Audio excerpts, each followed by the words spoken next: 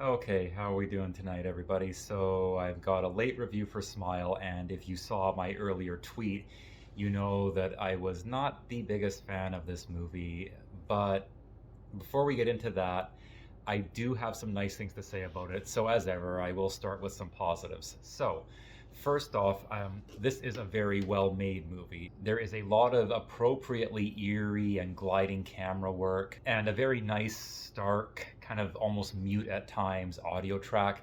It sort of reminds you of something that you might come to expect from an A24 film. And there's also some well done and disorienting overhead shots that really just create this feeling that there is some sort of sinister force that is peering above everything and watching all the characters as the movie unfolds. And oftentimes, the cut from one scene to the next is punctuated by a well placed and off putting sound of some kind that feeds into the next scene. Although, if I'm being totally honest, that technique does get a little bit old. And whether it's a happy face smile on a cup or just something placed on a sign or an object in the background or somewhere in this frame, they do a good job of reinforcing the whole motif from the title on down. And the casting is pretty much spot on all the way through. Sosie Bacon definitely inherited the best from both her parents. You can see that here, so I'm very excited to see where her career goes. And Kyle Gallner and Kal Penn both rise to the occasion as well, with more serious turns than I have seen from them in the past, and they both seem like they're totally up to it. So again, I'm curious to see if they can carve out niches for themselves as dramatic actors. Kyle Gallner in particular was a guy who, as a younger actor, I didn't much care for.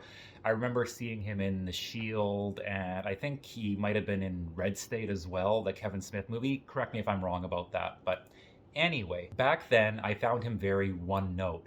He wasn't necessarily the worst actor I'd ever seen. He just had this one sort of like wet, sobby, pouty face that he did, and that was the only note that he played in anything I saw him in back then. Here, however, he manages to really rein that side of his acting in. You still get hints of that sort of soulfulness and softness behind his eyes, but it's just enough to give the character gravitas. And then beyond that, he really creates the air and presence of a leading man, which is not something I would have pegged him for again. But I think that if he keeps going this way, he's got a very bright future. So I'm good on you, man. Can't wait to see what you do next. In fact, as much as I enjoyed Sosie Bacon, there's a part of me that almost wishes that they had anchored the movie around Gallner instead. And unfortunately, this is, I think, where I start getting negative on this one. I'm not wasting too much time here, unfortunately. To start off, this is one of those films where I find myself wondering if I might have enjoyed it a little bit more had I not seen the trailer. But the trailer was in front of at least 3 or 4 of the last 5 movies that I saw in theaters, so it was kind of a hard thing to avoid. And the reason I say that is because the trailer reveals pretty much every major scare and major plot development, really, in the first two-thirds of the movie at least. So when those moments come along, I'm kind of just sort of nodding with little familiarity instead of being like, holy shit. But honestly, I'm not even sure that avoiding the trailer would have made much of a difference, because without getting too specific and spoiling anything, I'll just say that by the time we get to the end of the film, I was watching it and thinking back on it, and honestly, you could have removed a lot of the in between and still arrived at the same place. And I will confess, I was ignorant of the fact that this was originally a short film when I sat down to watch it. But I wasn't surprised when I found out afterwards, because I can remember while I was watching it sort of thinking that maybe this would work better as a short film. Because honestly, this movie just has one visual conceit, the smile, and it drives that into the goddamn fucking ground.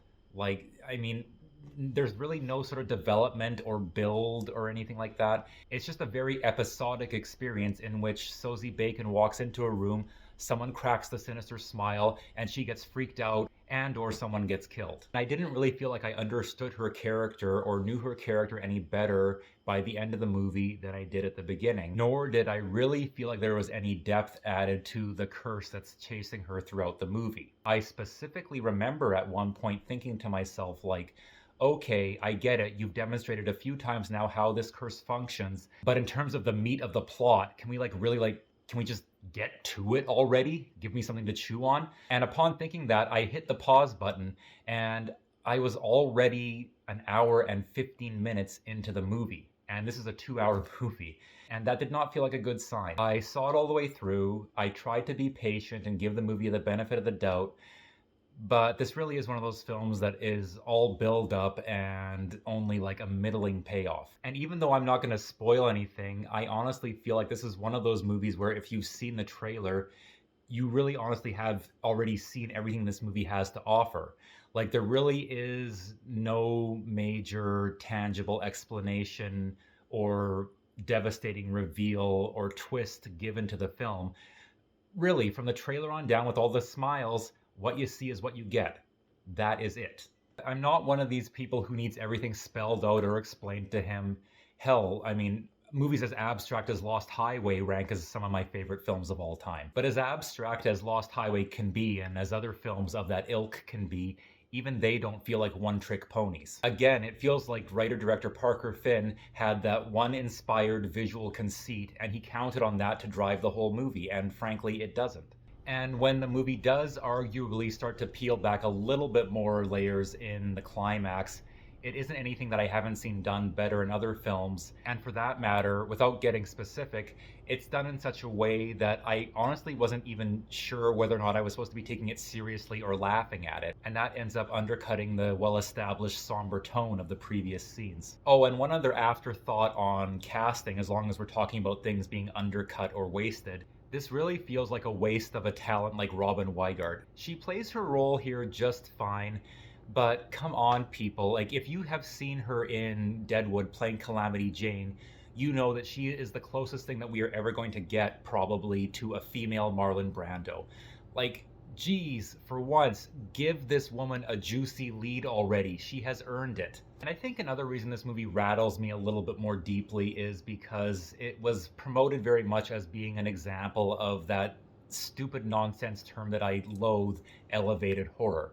Again, if you're watching this review, you're probably a horror fan, so I'm not going to patronize you by giving you a lecture on what elevated horror is supposed to mean. It just kind of gets on my nerves that people will look down their nose at a slasher film that at least has the courtesy to play fair with its audience and reward it for watching all the way through. Well, a movie like this essentially just cock teases you like one of those intellectually snobbish, half pretentious art students that you might have the misfortune of being trapped into speaking to at a college party. And that's the final nail in the coffin for me with this one, is that boy, oh boy, does this movie love itself. This movie is just sucking its own dick from start to finish. Ooh boy. The cast and the production values would certainly distinguish a worthier screenplay, but as it stands, this is one of those movies that just leaves me grasping onto air when it's all said and done. So I'm sorry I'm such a negative bastard about this one, guys, but if you watched all the way through, thank you for sticking with me. As ever, I will have more content coming your way as soon as I can. Thanks as ever for watching. I love all your support. I love all of you, just period. And have a great day. Happy Friday.